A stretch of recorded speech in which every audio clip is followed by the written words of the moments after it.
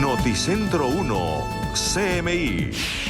Subsidios a nómina de todos los empleados se ampliará hasta diciembre, anuncia el presidente Duque en Pregunta Yamil. No habrá deflación en el país, afirma el mandatario. Inflación este año estará entre 2 y 2.5%, prevé el jefe de Estado. Asesinatos en Cauca se deben a ataques por narcotráfico. Acusa a disidencias. Duque dice que no se encuentra agobiado por la crisis, sino concentrado en sacar al país adelante. El presidente habla sobre lo bueno, lo malo y lo feo de sus primeros 2 años de gobierno. Ministerio de Educación amplía plazo para peticiones de crédito para estudiantes de colegios privados. Matrícula cero para estudiantes de estratos 1, 2 y 3 de la Universidad Nacional. Beneficiados 31.000 estudiantes. Corte Suprema pide investigar también a expresidente del Congreso Mario Uribe. Abogado del senador Álvaro Uribe pide levantar la reserva del proceso. Casa por cárcel ordena juez de la República contra Diego Cadena, abogado del senador Álvaro Uribe. Impresionante crecimiento de contagios en el país. Ya superamos a España. Terna para elegir al nuevo defensor del pueblo envía presidente Duque a la Cámara. En encuesta sobre favoritismo electoral, hoy gana el senador Gustavo Petro. Buenas noches, nuestros secretos de hoy. 1. La propuesta del Centro Democrático que nació muerta. 2. La historia de la venta del café colombiano tipo exportación se parte en 2. 3. Un exministro que bate récord sobre cómo servir. Y tengo ñapa. Al tablero de la Corte Suprema pasaron los 21 aspirantes a ocupar la terna a procurador. 1, 2, 3 y mi ñapa examinadora al cierre. Con Claudia Palacios y Margarita Ortega. Buenas noches. El presidente Iván Duque anunció esta noche que extenderá el programa de apoyo al empleo formal hasta diciembre. El jefe de Estado, en entrevista con el director de Noticentro 1 CMI, Yamid Amat, descarta que el país caiga en deflación y señaló que este año el costo de vida se ubicará entre el 2 y el 2,5%. Detalles de los anuncios del presidente Iván Duque. Presidente, este mes termina el plan de apoyo que el gobierno decretó en la emergencia para el empleo formal. ¿Qué va a hacer usted? ¿Lo va a prorrogar? Le anuncio que vamos a presentar en los próximos días al Congreso de la República un proyecto de ley de 2 o 3 artículos con mensaje de urgencia para que el programa de apoyo al empleo formal PAEF, que subsidia el 40% de un salario mínimo legal vigente hoy a cerca de 2.5 millones de personas, se extienda hasta el mes de diciembre. Todo esto pensando en la reactivación y en la protección de puestos de trabajo.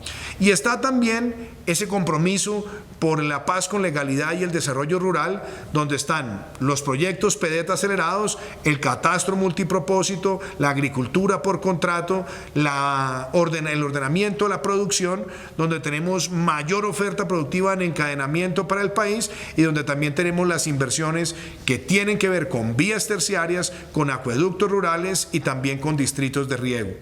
La entrevista completa con el presidente Iván Duque, quien habla además de lo bueno, lo malo y lo feo de sus primeros 2 años de gobierno en Pregunta Yamid en minutos.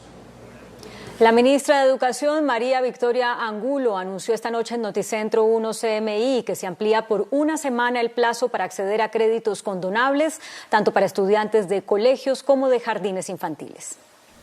Ante la solicitud de colegios privados y padres de familia que están en crisis, la ministra de Educación, María Victoria Angulo, reveló esta noche que el plazo para presentar documentos para créditos condonables se prorroga hasta la próxima semana. Pero entendemos, obviamente, nuevamente temas tecnológicos, tiempos y requisitos, la vamos a ampliar hasta el 14 de agosto. A pesar de estos créditos condonables, hasta por 1.200.000 pesos, los jardines infantiles dicen que están agonizando. La asistencia virtual no tiene la misma atención y por ende se cuenta con deserción, además de los padres que no pueden sufragar la continuidad. Según datos de la Asociación de Colegios Privados, hay más de 4.400 solicitudes al ICETEX, apenas 3.727 aprobaciones y 673 solicitudes rechazadas. Se estima que 15 de cada 100 pequeños colegios están quebrados por la crisis.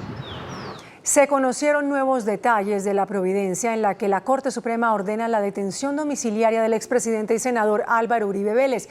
La Corte, además de enviarle copias de su decisión a la Fiscalía para que investigue a otras personas, como el exsenador Mario Uribe Escobar, le fijó una caución al expresidente Uribe cercana a los 90 millones de pesos. En la providencia en la que la Sala de Instrucción de la Corte Suprema de Justicia resuelve la situación jurídica del expresidente y senador Álvaro Uribe Vélez, ordenando su detención domiciliaria, los magistrados decidieron compulsarle copias a la Fiscalía para que investigue a no aforados como el abogado Diego Cadena, su socio Juan José Salazar, la asesora política Victoria Eugenia Jaramillo y el expresidente del Senado Mario Uribe Escobar, entre otros. La Corte considera que estas personas de alguna manera trataron de entorpecer la investigación que se adelanta al expresidente y senador por soborno a testigo en actuación penal y fraude procesal. El exsenador Mario Uribe Escobar, primo de Uribe Vélez, fue condenado en 2011 a 7 años y medio de cárcel por concierto para delinquir dentro de la llamada parapolítica. A Diego Cadena se pide investigarlo por falso testimonio, fraude procesal y alteración de material probatorio. A su socio Juan José Salazar por falso testimonio. A Victoria Eugenia Jaramillo también por falso testimonio y al excongresista Uribe Escobar por soborno y fraude procesal. Adicionalmente, la Sala de Instrucción de la Corte fijó una caución al exmandatario de 100 salarios mínimos al tiempo que le concedió la detención domiciliaria.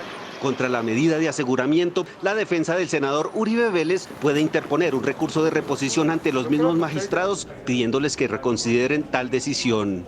En el documento, que contiene 1.550 páginas, se mantiene vinculado a la investigación al representante a la Cámara, Álvaro Hernán Prada, aunque la Corte se abstuvo de imponerle medida de aseguramiento. Y el expresidente y senador Álvaro Uribe Vélez le pidió a la Corte Suprema de Justicia, a través de su abogado Jaime Granados, que levante la reserva sumarial del proceso que le sigue por presunto fraude de testigos y fraude procesal. A través de su abogado Jaime Granados, el expresidente Álvaro Uribe Vélez le solicitó a la Sala de Instrucción de la Corte Suprema de Justicia que levante la reserva sumarial en la investigación por soborno a testigo y fraude procesal, de tal forma que se conozcan todas las pruebas que reposan en el expediente y se evite su descontextualización. Álvaro Uribe Vélez, fiel a su forma de actuar, solicita por intermedio mío que de la manera más respetuosa y comedida se levante la reserva sumarial de todo el proceso que se sigue en su contra. La defensa del ex jefe de Estado y senador considera que al levantarse la reserva, los medios constatarían la inocencia de Uribe Vélez. Se hace con la única intención de aportar la mayor transparencia posible a su caso. El representante Álvaro Hernán Prada, quien figura en la misma investigación, también le solicitó a la Corte que levante la reserva sumarial sobre todo lo que a él corresponde. Un juez ordenó la detención domiciliaria del abogado del senador Álvaro Uribe, Diego Cadena, quien es investigado por ofrecer sobornos a exparamilitares para direccionar sus declaraciones. La detención domiciliaria cobija al abogado Diego Cadena, quien es señalado de contactar en la cárcel a los exparamilitares Juan Guillermo Monsalve y Carlos Enrique Vélez para que cambiaran sus declaraciones en el proceso que cursa en la Corte Suprema en contra del senador Álvaro Uribe. En su decisión, el juez dejó en libertad a su socio, el abogado Juan José Salazar, dado que para el juez Cadena fue la persona que coordinó las actividades ilegales. Permear inclusive una alta corporación como la Corte Suprema de Justicia. El primer caso relaciona al exparamilitar Juan Guillermo Monsalve, a quien Cadena le habría ofrecido asesoría para entrar a la JEP. En el segundo caso, la Fiscalía señala que Cadena y Salazar le ofrecieron 200 millones de pesos al exparamilitar Carlos Enrique Vélez e incluso parte del dinero fue pagado. Aunque la defensa señala que estos pagos fueron ayudas humanitarias y desembolsos por viáticos, el juez tuvo en cuenta los argumentos de la Fiscalía, entidad que asegura que Cadena y Salazar le dieron 48 millones de pesos a Vélez como parte de un soborno. La tesis del pago de viáticos resulta bastante cuestionable, resulta bastante difícil de creer, por lo menos en punto de la valoración objetiva de los elementos materiales probados que se allegaron por parte, y no tiene la fuerza o la entidad de desvirtuar la afirmación de Carlos Enrique Vélez. La defensa de Cadena apeló la decisión del juez. Y vamos a las noticias sobre el COVID-19. Los contagios con este virus están desbordados en Colombia. Solo en las últimas 24 horas fueron diagnosticadas casi 12.000 personas con el virus y 315 murieron. En Bogotá, solo en Bogotá, hubo 6.000 nuevos contagios.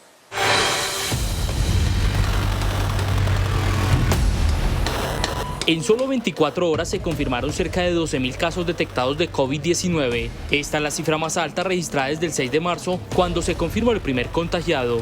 Bogotá registró hoy una cifra récord con 6.068 infectados, seguido de Antioquia y el Valle. Definitivamente la curva epidemiológica está en pleno ascenso y sin embargo todavía no hemos logrado incrementar suficientemente nuestra capacidad para hacer pruebas de detección. Estamos en 35.000 pruebas por millón de habitantes.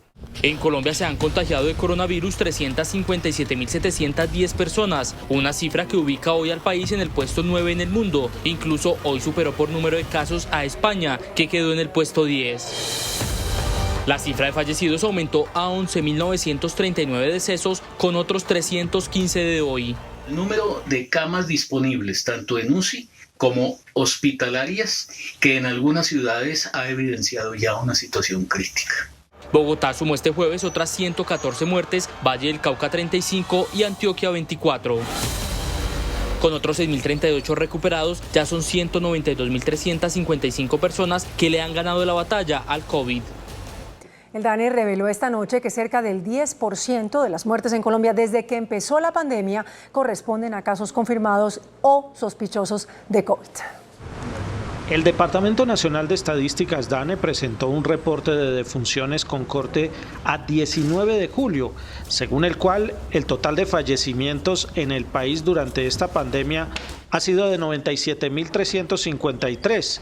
De ellos, 9.124 corresponden a casos confirmados de COVID-19 y 3.506 a casos sospechosos. El DANE, en la medida en que es la autoridad estadística que produce información oficial en materia de estadísticas vitales, como sucede en todas las oficinas estadísticas del mundo, no solo miramos la base de seguimiento epidemiológico, sino que miramos la base oficial en donde se certifican las defunciones en el país. Según el DANE, la mayor cantidad de muertos por COVID son hombres, con un 62,8%, mientras que las mujeres la estadística llega a 37,2%. Además, han fallecido 167 personas en casa. Y entre tanto, la directora del Instituto Nacional de Salud, Marta Ospina, les hizo un duro llamado a las secretarías de salud de todo el país por no seguir la ruta, tanto para la práctica de pruebas de COVID-19 como para la entrega de los resultados.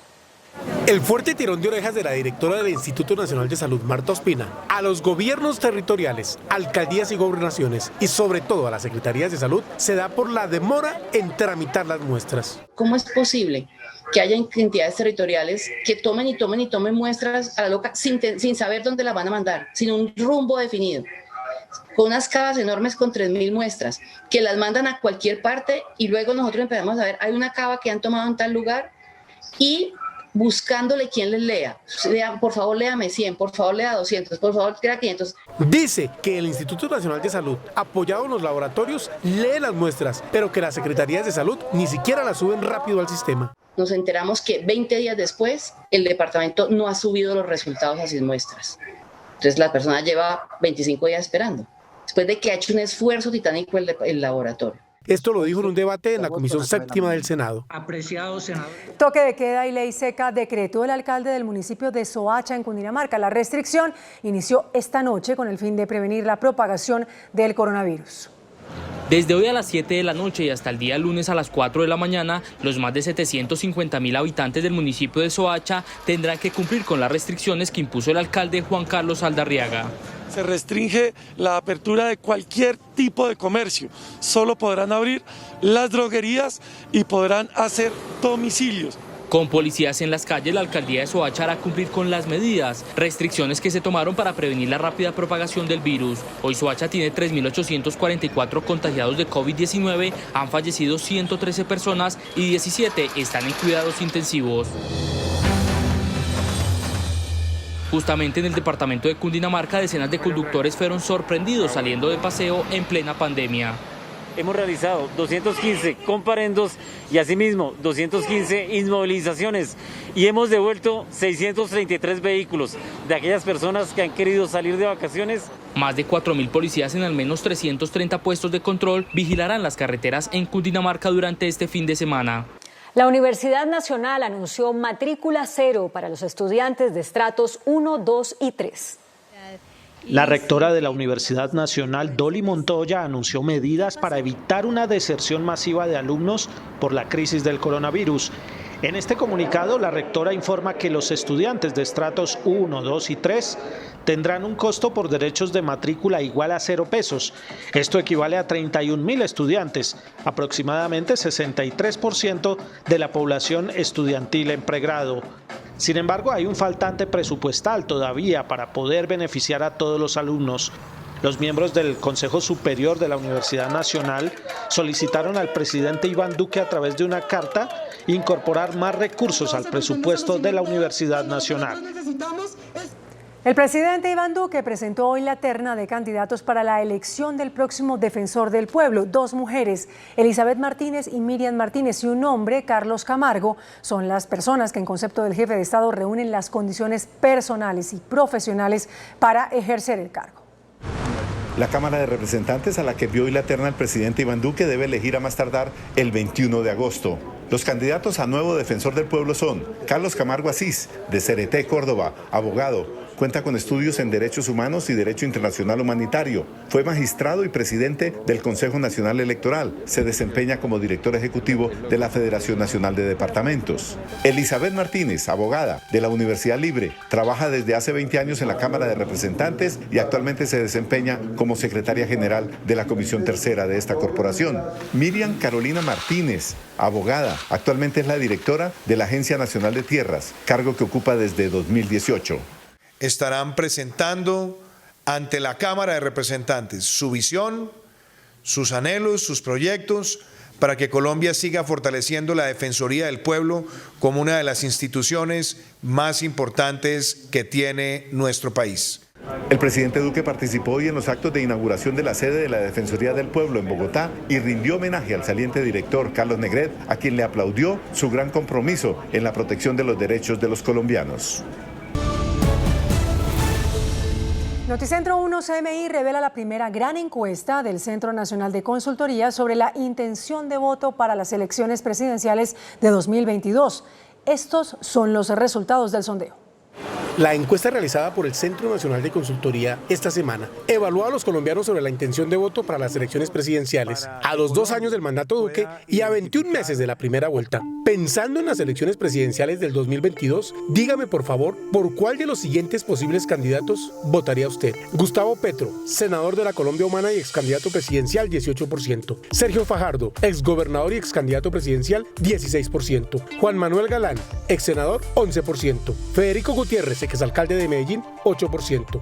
Alejandro Char, exalcalde de Barranquilla, 5%. Ángela Robledo, representante a la Cámara, 3%. Carlos Holmes Trujillo, el actual ministro de Defensa, 3%. Paloma Valencia, senadora del Centro Democrático, 3%. Jorge Enrique Robledo, senador del Polo Democrático, 2%. Alejandro Gaviria, rector de la Universidad de los Andes y exministro, 2%. Fernando Carrillo, procurador general, 2%. Juan Fernando Cristo, exministro y excongresista, 1%. Aurelio Iragorri, presidente del partido de la U, 1%. No sabe, no responde, 25%. Los demás candidatos no registraron.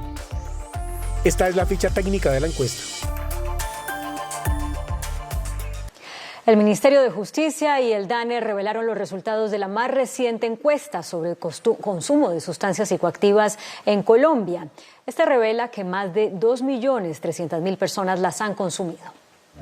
La encuesta nacional de consumo de sustancias psicoactivas, elaborada con una muestra de 49.756 hombres y mujeres con edades entre 12 y 65 años, representativa para 23 millones de personas, fue presentada por la ministra de Justicia Margarita Cabello y el director del DANE Juan Daniel Oviedo. La encuesta revela que 2.300.000 personas en algún momento han consumido sustancias psicoactivas. La marihuana es la más utilizada entre los consumidores, 637.000 dicen haberla utilizado, seguida por la cocaína con 136.000 personas que admiten su uso en el último año.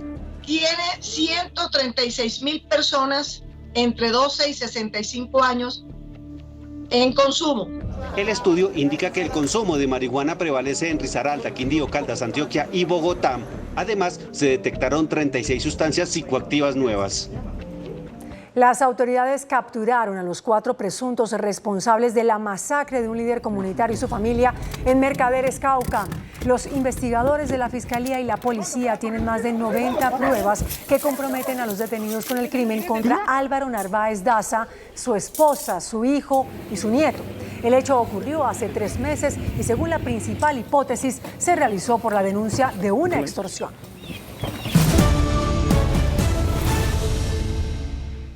Durante más de 10 horas se llevó a cabo un debate en la Cámara de Representantes sobre la posibilidad de que se desarrolle un proyecto minero cerca al páramo de Santurbán. Pobladores del sector se oponen al proyecto y el ministro Carrasquilla, que es el ministro ad hoc para este tema, dijo desconocer los detalles del mismo. El páramo de Santurbán es un macizo montañoso donde nacen varios ríos que abastecen a los departamentos de norte de Santander y Santander, y que en sus entrañas mantiene una riqueza de oro apetecida por grandes multinacionales como Minesa, explotación a la que se oponen los pobladores de la región, ambientalistas y congresistas de varios partidos. Precisamente la plenaria de la Cámara realizó un debate de control político donde por más de 10 horas escuchó a las partes. Mandatarios y pobladores ratificaron su defensa. Y quiero decirles que acá vamos a estar defendiendo nuestro santuario, presidente, cueste lo que cueste. Pese al pedido de estos sectores, ninguno de los ministros se comprometió con una decisión. Mi rol en este proceso no se ha iniciado.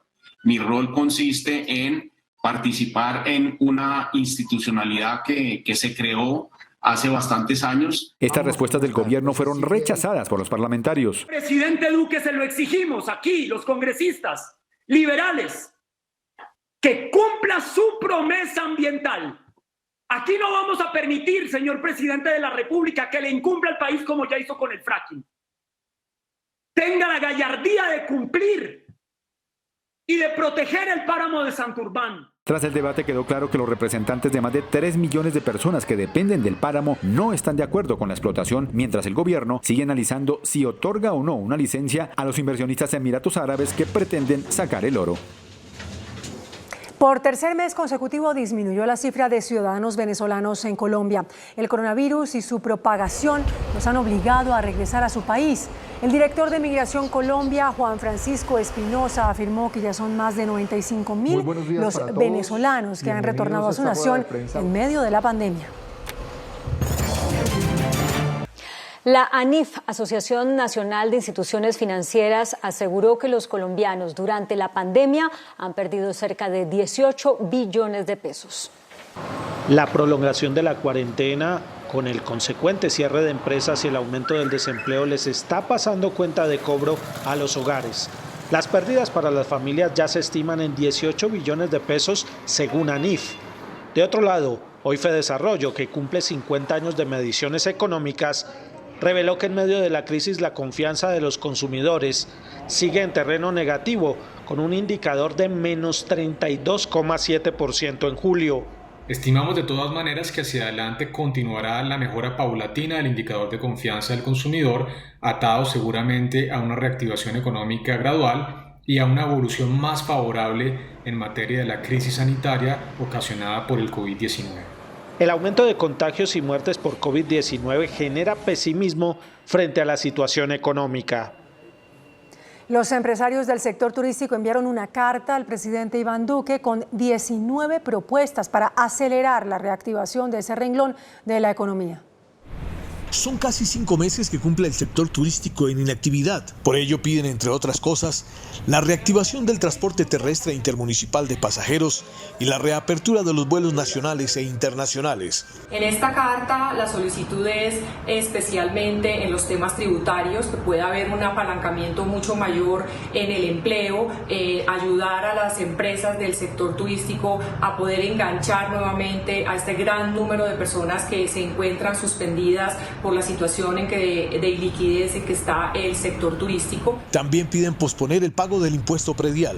Por eso los hoteleros hemos solicitado que el impuesto predial del año 2020 se traslade al año 2021 para pagarlo por cuotas y el del año 2021 se lleve al año 2022. Solo en el sector hotelero están en riesgo cerca de 110.000 empleos por culpa del coronavirus. El índice de capitalización de la bolsa, que mide el comportamiento de las 20 principales acciones, cerró al alza.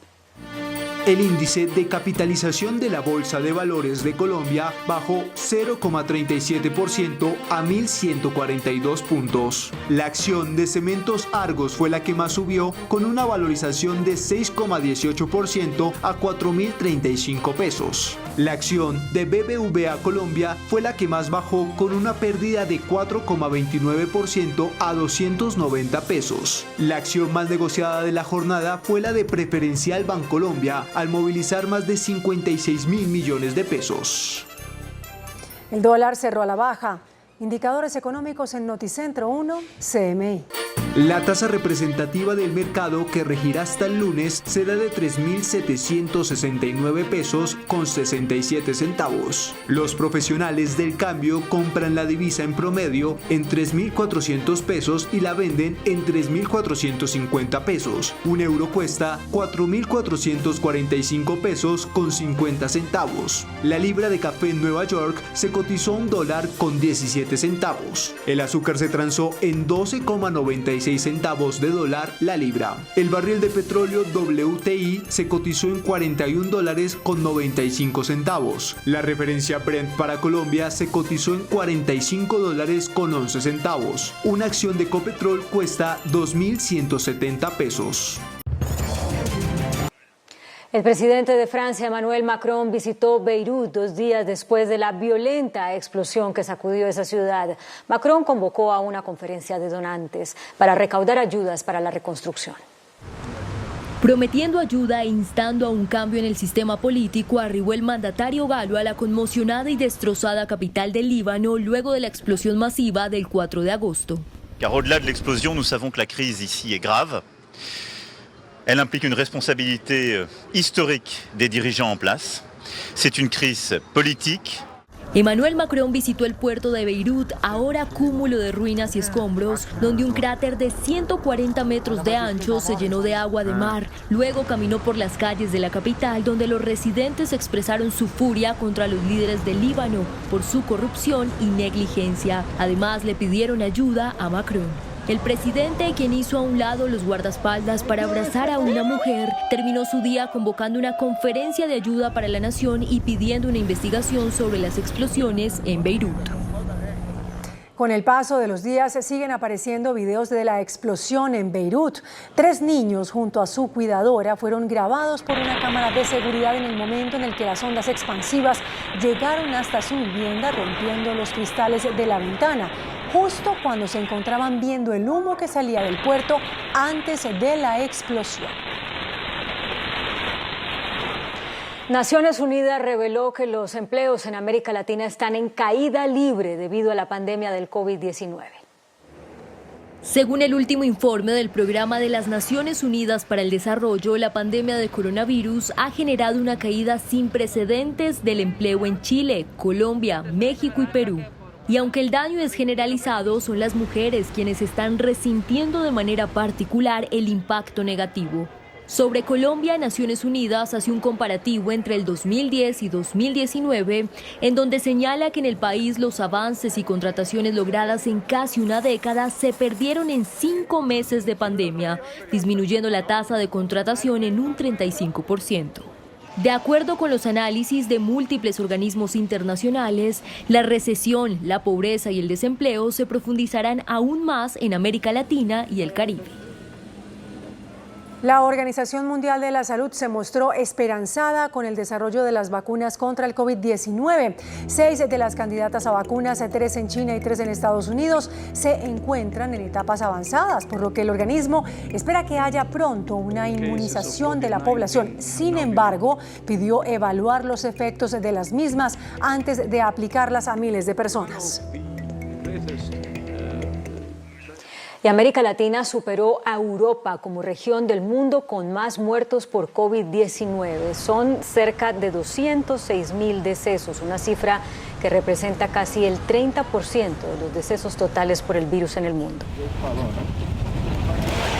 Tanto Facebook como Twitter tomaron medidas contra varias cuentas vinculadas al presidente estadounidense Donald Trump por violar las normas impuestas por las dos redes sociales para combatir la desinformación en medio de la pandemia del coronavirus. Se recrudece el pulso entre Donald Trump y las plataformas de redes sociales. Por primera vez, Facebook retiró una publicación de la página oficial del presidente estadounidense por desinformación. Se trata de un video que exhibe una entrevista en la cadena Fox News en la que el mandatario republicano asegura que los niños son casi inmunes al coronavirus. La afirmación de Trump fue calificada por la gigante tecnológica como una desinformación dañina sobre el COVID-19, que también le costó el bloqueo temporal de la cuenta oficial de su campaña de reelección en Twitter, donde fue eliminado un trino que replicó esta aseveración.